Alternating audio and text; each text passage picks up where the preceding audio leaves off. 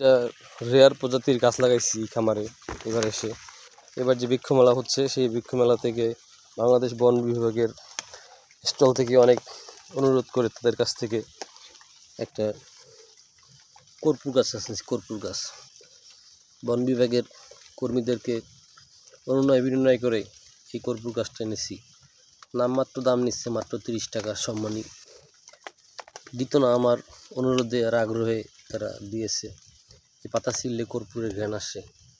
এই গাছ খুব কমই আছে বাংলাদেশে। এটা একটা রেয়ার স্পিসিস আর এটা বিলুপ্ত পদ্ধতি।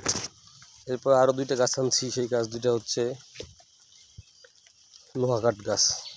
অনেকেই লোহা কাঠ দেখেছেন কিন্তু গাছ দেখেন নাই। আজকে দেখুন লোহা কাঠ গাছ।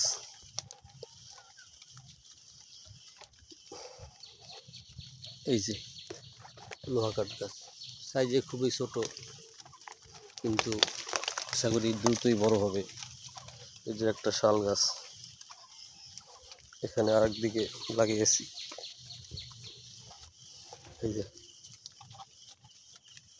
এই যে আরেকটা লোহা কাঠ গাছ। এবার এই নার্সারি থেকে, এবার বৃক্ষমেলা থেকে এই 3টা গাছই সংগ্রহ করছি। বৃক্ষমেলা তো এখনও চলমান। আবার যাব ঈদের পরে, গিয়ে বাঁশ সংগ্রহ করব, আরও নানান জাতের গাছ সংগ্রহ করব। তারপর আবার এসে আল্লাহ বেঁচে রাখলে লাগাবো।